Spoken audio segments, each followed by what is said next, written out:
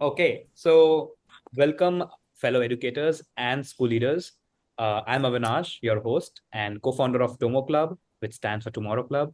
And today we have a very special guest, Dr. Yaa Apai McNulty. Please correct me if I have said it wrong. And Oh, you said it right. oh, I'm glad. And today's topic is super relevant in today's context. Is about building AI readiness in schools from policy to professional development. And Mhm. we will try to cover up how a school leader is actually thinking about tackling this AI readiness, specifically in Illinois, where state is yet to proper create a state guidelines. So I think it's going to be a very interesting topic. But before we start, Dr. Ya, if you would like to introduce yourself, your background for our audience. Sure, sure. Well, it's first of all an honor to be here and to be able to have this conversation with you. I love the work that you all are doing, and I think it's beneficial for our educational society. And so I just am appreciative of that. This is currently my going into my 22nd year in education. I was a teacher for about 5 years in elementary setting and had just an amazing time. But after that 5 years as a teacher, I learned that the impact that I had on my students propelled me to look at how can I impact our greater, you know, just schools and districts. And so that's how I decided to, look into my administrative degree Mhm. and to work with leaders and mentors and look at the administration field. And so I did attain my administration degree, Mhm. and that allowed me to do an amazing internship at the district office for a couple of years. Mhm. And from there, that provided me a plethora of ideas, experiences working with all types of folks, from special education director to the superintendent, to human resource, and then also still being active as a Mhm. part-time principal of an alternative educational program.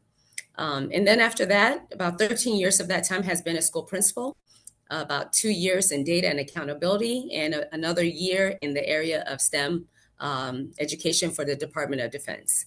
And so it's been an honor, and now I'm about to embark onto this new field of, you know, um, July 1st, official start date of my superintendency. The district I'm currently working in, which is Unity Point School District, is in Southern Illinois, and the board has been gracious enough to allow me to step in a bit early to transition with the current superintendent, and so that opportunity has been invaluable. So learning a great deal, and I'm excited. Congratulations. I think this is super exciting. That Mhm. I think you're starting from July 1st, right? Next week only. July 1st, but I started on the 23rd to transition. So I've been here since 23rd working with the current Oh, superintendent I of think May. I'm super glad because I'm pretty sure it must be very tough time, especially to understand Mhm. entire systems and in place. And Yes. so I'm happy that we could do this podcast. But Yeah. um, I think this is very interesting though, since you're stepping into a new role uh, with a fresh perspective. I think this gives you a unique vantage point to think Hmm. strategically about the future. So I think Yes. let's start from a big picture question. Like as a school leader, um, how do you see AI right now as a like from the teacher's point of view, from students' point of view? Is it like a powerful tool or a complex new challenge for administrators? What's your overall perspective of around AI? You know, I believe AI right now is still a piece that we still need a lot more information on. I feel like it's taken off. Our children are using it. Yeah. Um, our staff are using it. Various people are using it. However, its place in education, I think there is a place in it, when we talk about 21st century learning skills. But the question is, how do we utilize it in a way that's Mm. really going to not take away from students being able to think critically, Yeah. utilize their own authentic ideas, and really, are they really truly understanding the concepts that are being taught in schools? Mm-hmm. So I think that an intentional approach of about understanding, the purpose, the reason, um, it's here, so we can't avoid it. But as educators and leaders, how do we make sure that we have an intentional approach to it? And also looking at what the policy and guidelines are, which, are now, a part of what we have to look at when we look at, how it can be utilized and safety aspects of it, or even accuracy of information that is in AI.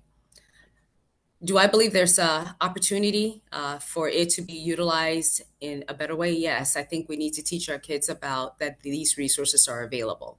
Mm-hmm. But we want to make sure that they understand those concepts and that teachers can also be able to understand, are the students really answering these questions? Are Mm-hmm. they, understanding the material through your common formative assessments or your observations or, the artifacts that they turn in? Um, and you should be able to distinguish that. And I think in order for our educators to be able to distinguish that, they also have to learn. It's a learning curve for them too. Yeah. So I think, we can't avoid it. So there's got to be professional development. There has to be conversations. And we have to balance the work that we have in the classrooms to make sure that we're not using all tech-based, activities, Mm-hmm. and that we are still using all other modalities of learning to make sure that our students are understanding the Yeah. concepts that are going to help them to be successful. No, So yeah. it is a learning curve. No, I think you have already mentioned like a 360-degree approach on all the aspects. Hmm. So literally all my questions are now gonna be dissecting your first answer into subparts. Uh-huh. Because I've Uh-huh. gone through the Illinois bill, the HB Hmm. 253, around AI guidance Hmm. for schools, and it's a very well written bill. I was thinking that it would be passed in this season, but I think it is gonna take another 6 months. But Yes. I think most of the school leaders are anyways prepping because you have said the Hmm. absolute truth is the students and teachers are already using it. So Yes. a lot of schools don't want to play a catch up game and they would rather start training, start explaining the Yeah. responsible use before the boat is sailed, which happens in social Yes. case because Yes.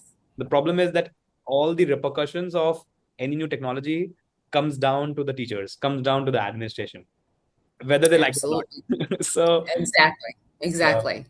yeah, I think I've heard the same kind of narrative from a lot of school leaders that um, they were not proactive with like digitization or with internet revolution or social media.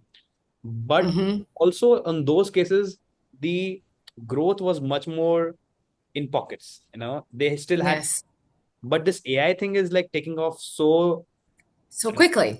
that there is no time to Yes. really think. And Yes. even if you right now do any professional development or anything, the tools themselves are changing so rapidly that I Oh my think goodness. it's not about teaching them one tool, but it's about explaining them the concepts and the adaptability to keep on Yes. finding themselves. Like for example, for me, Right. uh, till last 6 months, I was only using Chat GPT for most of my work. Hmm. Right. But in the last few months, Gemini has become much more relevant for me. Gemini. I know, right? And And I the think, components of what it can do. yeah, like in terms of setting the temperature, setting the tone, there's so many Yes. things. And similarly for my data aspect, I mostly use Claude Yes. or Yeah. and for my Hmm. deep research, I use a product called GenSpark. And I'm 100% Yes. sure if you ask me these questions 2 months later, I will have a different answer. So, so the idea is that Yes. the problem is what do you train your teachers for? Because it's such a dynamic field. And I think when it comes to the teachers too, and here's the interesting part. I actually um, was working with a colleague that had not actually utilized any of this Okay. technology, and because it can support teachers and make their lives a little bit easier, right? Right. We don't want it to do all the work, but there's some work that is tedious, right? And it can support you. We have to be careful, right? And I would say the careful part is making sure that they understand, like, you can't put student data into a system like that because there's FERPA issues, and that is a concern.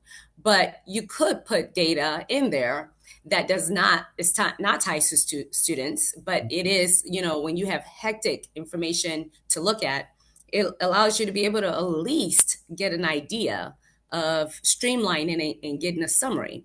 Yeah. But also teaching them to be able to make sure you have already taken that opportunity to learn about your data piece, reviewed your data piece, and so that you could discern if the information you're receiving is accurate with what you just attained in this platform. So sometimes there's work and ideas that it could give you. And so teaching our teachers to be able to utilize it to gain ideas and activities to support their best practices, I think is important, but they just have to be careful with that component. Um,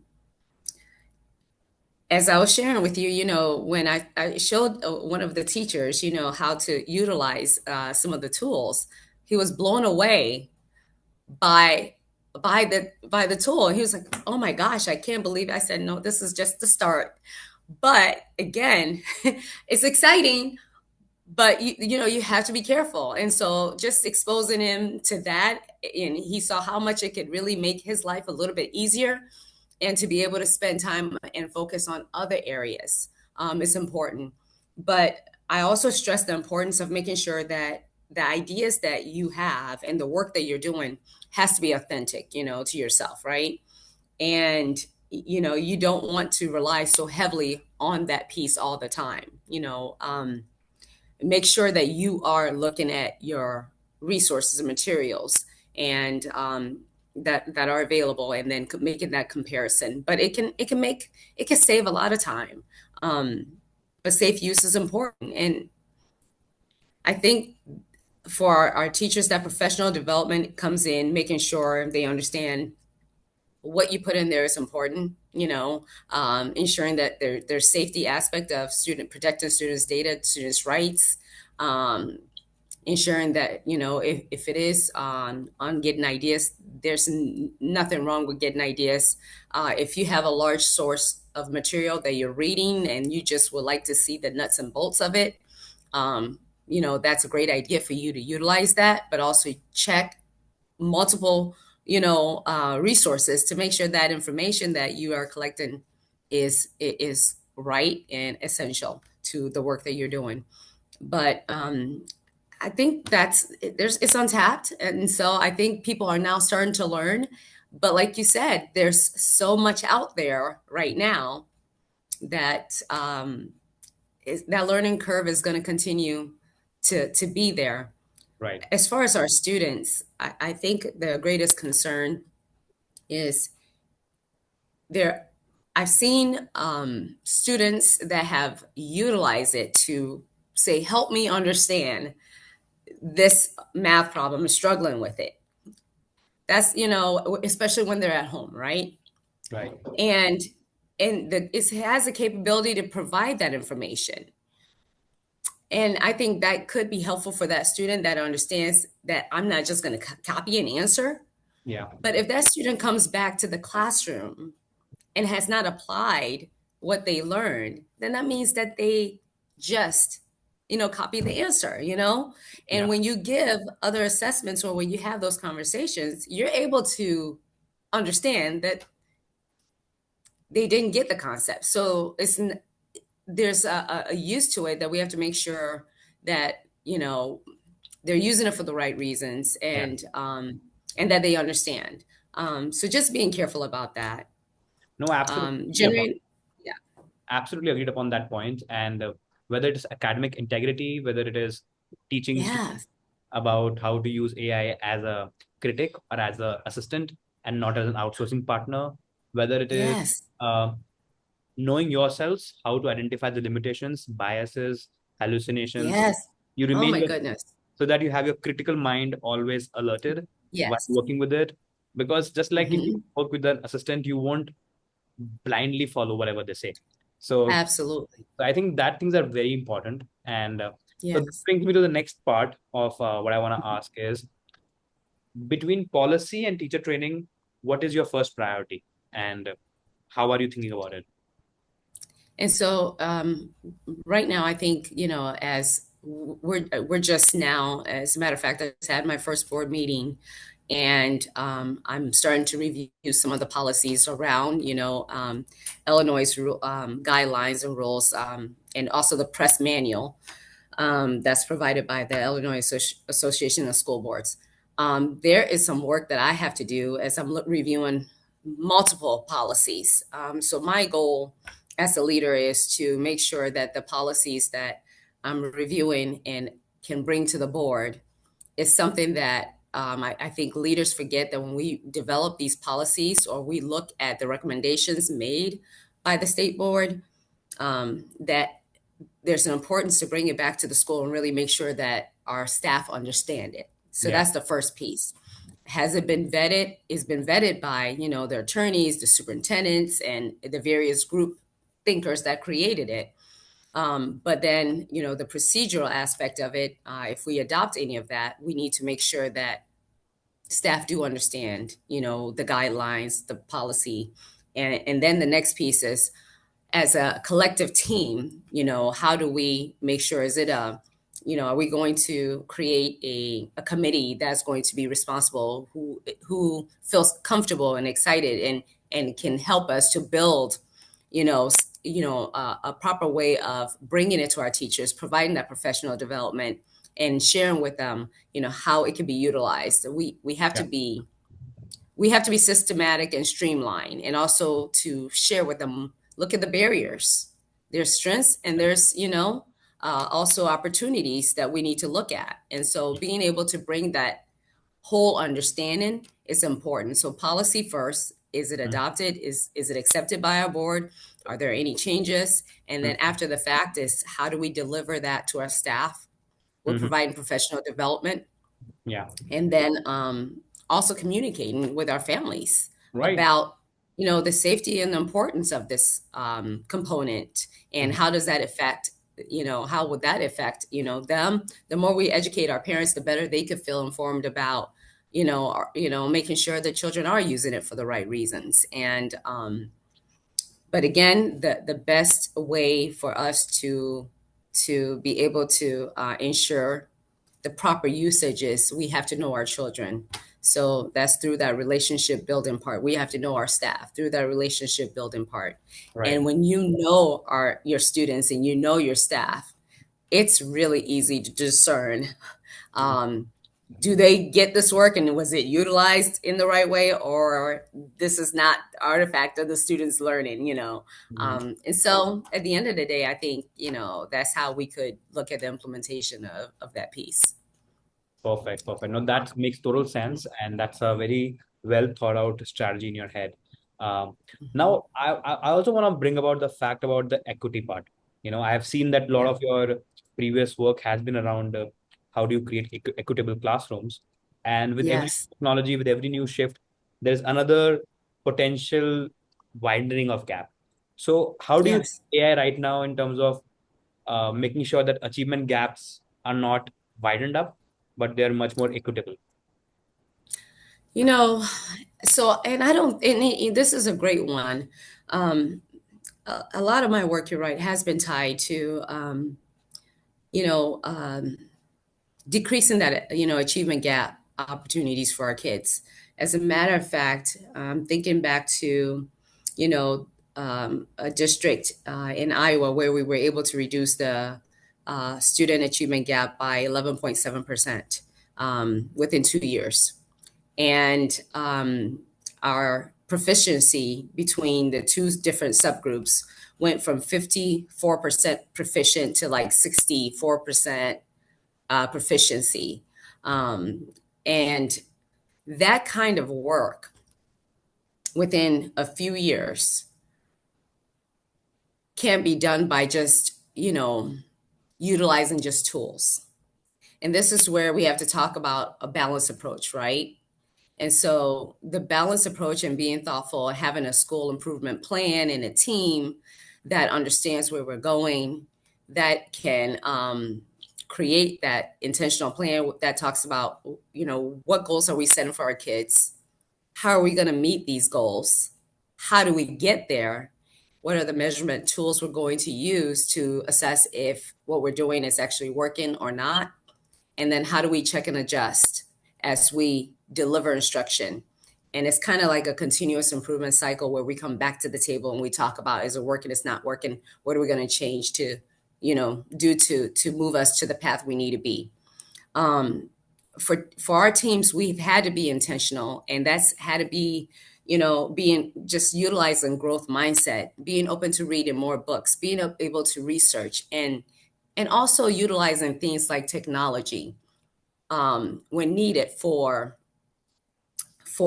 building, as far as for building that support for students who may need like a systematic way of like getting that additional practice in that area that they're struggling in.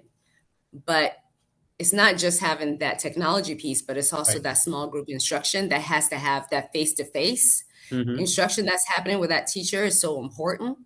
And then the assessments that we provide to check and adjust to see. And so I think overall, when we look at this, artificial intelligence piece, if we are not careful, and this is where I say, if we are not careful with the utilization or misuse of it, then we might think that students are actually understanding when they're not. And the only way we're going to really understand that is by being I keep using the word intentional, but also offering Yeah. multiple ways to assess student learning. Mm-hmm. And I think through that, we're going to see that. I think sometimes people think that, paper and pencil is gone. We don't, paper and pencil should not be gone. We're using a lot more computers, It's in and my that's hand. important. Yeah, yeah, exactly. Me too, right? Yeah. I use the computer's important, paper and pencil is still important. That multiple modalities and how students, Yeah. they all think differently. And we have to think about their students, how they learn best. And Right. so all of those in consideration can help. But the authenticity in being able to have them write and express on paper, and Yeah. you being there at that table to see that is definitely a teller 100%. of, are they getting it or they're not. And No, absolutely. so And plus, I think one of the beautiful ideas about reducing the achievement gaps, I think AI can superpower that with personalization, mhm, which we have always talked about but never been able to implement because it was too much work. But I think because of AI, now a lot of teachers can create custom lesson plans, custom instruction yes, materials, and yep, custom yes, um, assignments depending on who yes, the students are. Because what yep, happened was, as an educator, I have also taught a lot of classrooms. So as an educator, mhm, to prepare for an average of the class. So mhm, other kids will feel out of place, and some right. students who are struggling would still find it difficult. I would rather want to create a personalized experience, which is for the first time possible because of AI.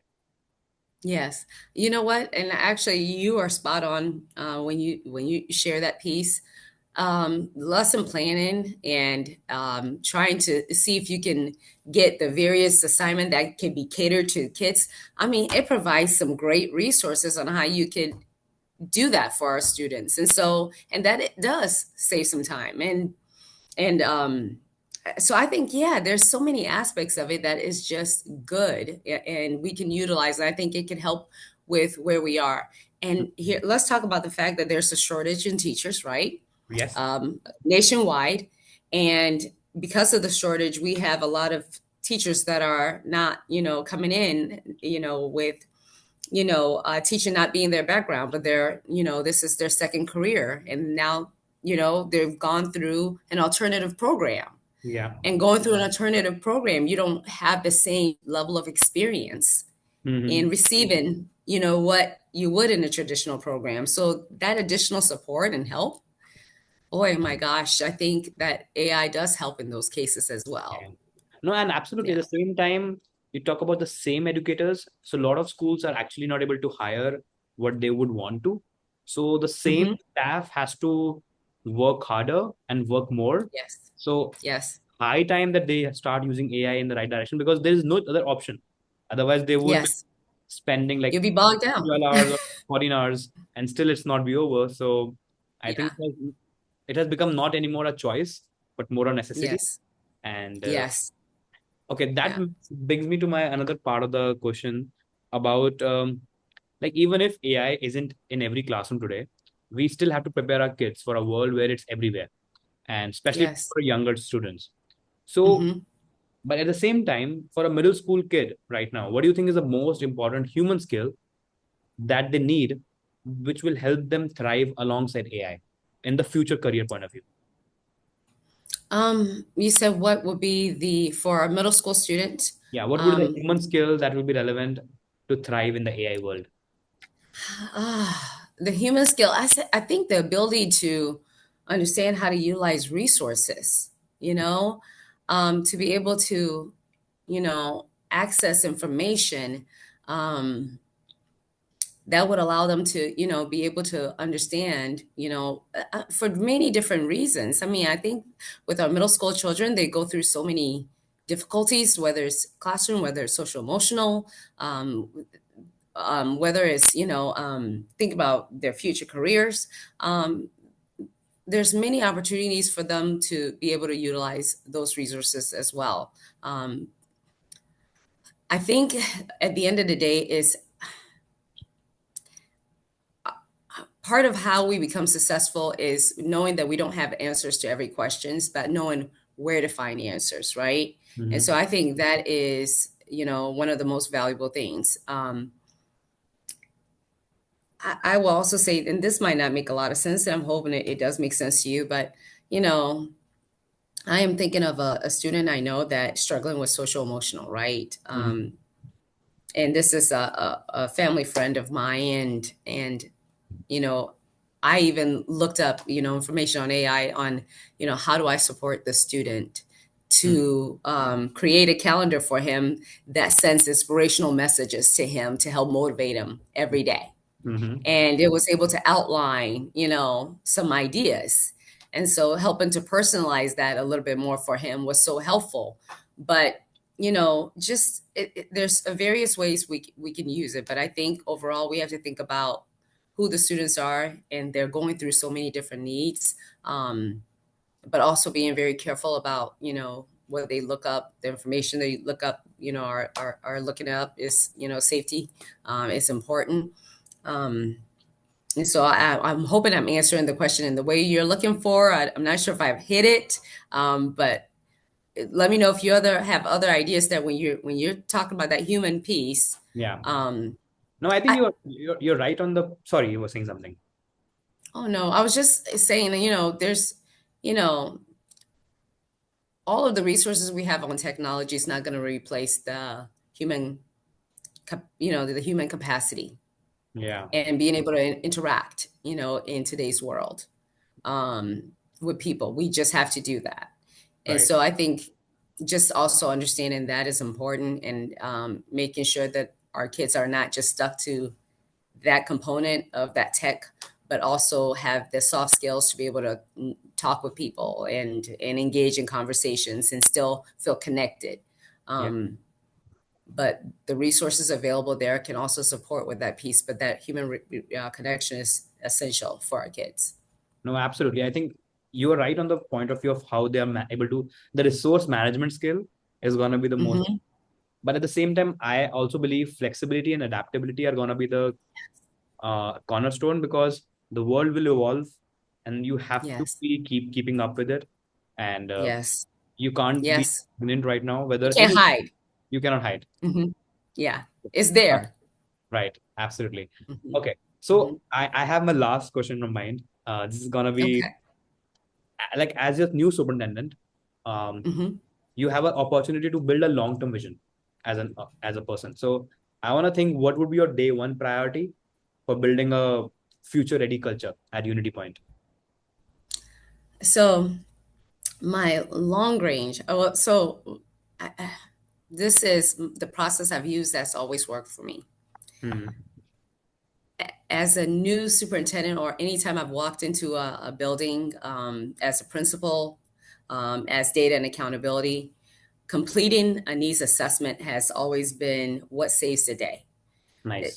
So to understand who we are as a school, to understand perceptions, within staff, faculty, within students, their voice, within our families, what do they think? And then, drilling down to, understanding the demographics of the districts and, and what that looks like. And then looking at school programs, school practices, Mm-hmm. and then looking further into, okay, what is our achievement outcomes? Right. Um, and as far as, programs that we have in place to look at, social emotional support for whether PBIS or interventions for academic supports. So it's really about looking at multiple modalities of, well, actually, I love Victoria Bernhardt's work on multiple measures of data Mm-hmm. framework. And it just provides you with a whole list of how to look at data and to meet with your school team and to really work together to understand who we are, present the facts and data as is, and then allows us to say, okay, so here's what the message is saying, here's what the information is saying, and then from there we can understand and kind of conduct like a SWOT analysis of our strengths, our weaknesses, and opportunities for growth that will help us to build our school improvement plan.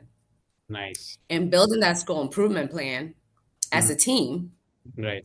kind of creates that committed feeling because we were all a part of this process, Mhm. from the beginning to now saying, okay, at the end of the day, here's the information and what is going to be our big rocks that we focus on for the year, and also what is our long range plan for where we want to be, the next 3 to 5 years, right? Right.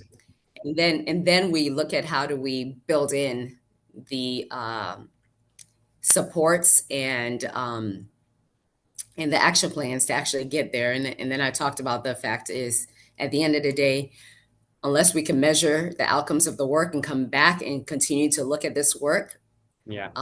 is going to be key. So those data meetings, the conversations, the visiting the classrooms to sit down and collaborate to see if it's working or it's not working. Mhm. And celebrations as we meet our goals is Right. important. And the check and adjust if it's not working is important. And so I believe that is the work that's in front of us right now. And I'm excited about building that with our team. And then from there, I'm looking forward to being able to see us move to a place of success. Um, and I will say this too. One of the things that I always share with our team is that there's going to be hardships with change, Mhm. but we also will see some success that will create synergy. And when you create that synergy and you start to see success, our work becomes a lot easier.